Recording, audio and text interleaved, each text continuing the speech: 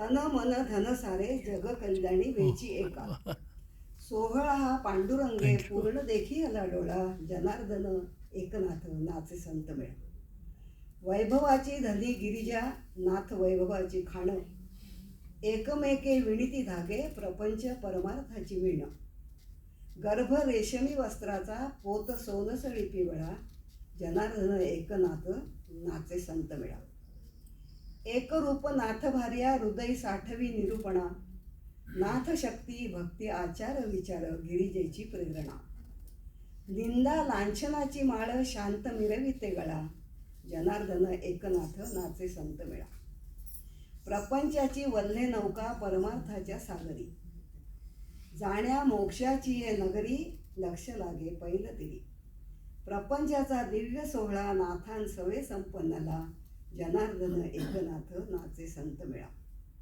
नाथांचे नादब्रह्म मनशांती निरूपण जनकल्याण जीवन साफल्य आत्मबोध ही सारी शिदोरी गिरिजेने मनात जमवायला सुरुवात केली की आता हे सगळं जायचं, आपण हे सगळं घेऊन जायचं, इथलं जे आहे ते मनामध्ये घेऊन जायचं. म्हणून तिने सुरू केलं. जीवन साफल्य आत्मबोध सारी शिदोरी गिरिजेने बांधायला सुरुवात केली. एकनाथाने आणि गिरिजेने एकमेकांना पूर्ण साथ दिली. अवघेची त्रैलोक्य आता अनुभवण्याचे गिरिजेला वेध लागले. भागवत धर्म पुढे न्या, तिने सगळ्या कुटुंबांना सांगितलं. आपल्या भागवत धर्म पुढे न्या, सारे जग कुटुंब माना. प्रपंचाची परमार्थाची एकत्र चिंता करा आणि हे सारे शांतीने करा. गिरिजेने हा सगळ्यांकडे जोगवा मागितला. आता 5 गवळणी शृंगार करून आल्या. ही गिरिजेला गवळण खूप आवडायची आणि नाथांना कळलं की आता गिरिजा चालली श्रीकृष्णाच्या चरणी. नाथ इतके संयमी होते की त्या परिस्थितीत सुद्धा नाथाने तिच्यासाठी हे म्हटलं, तिच्या शांतीसाठी त्यांनी हे म्हटलं. गिरिजेची लाडकी गवळण 5 गवळणी पंचशृंगार करून आल्या. ही नाथाने गायली. गिरिजेची समाधी लागली. नाथांच्या भक्तिवाणीत गिरिजा एकरूप झाली. संध्येचा शांत सोहळा नाथाने असा साजरा केला.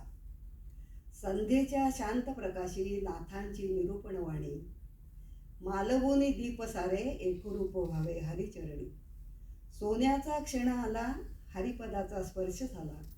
धन्य एकनाथ गिरिजा ही धन्य. शांतीची ही सागर सरिता.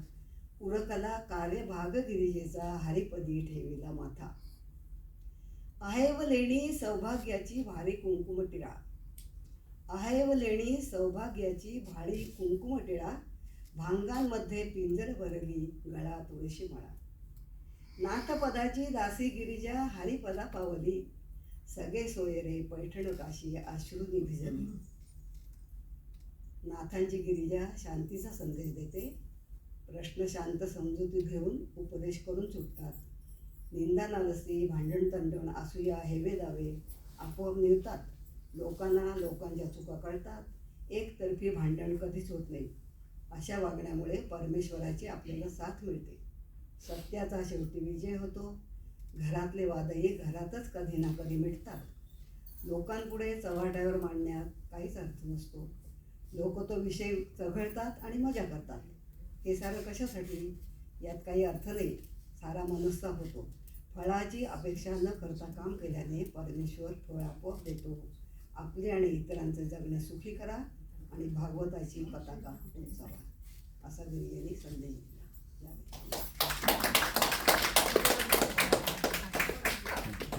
बरोबर.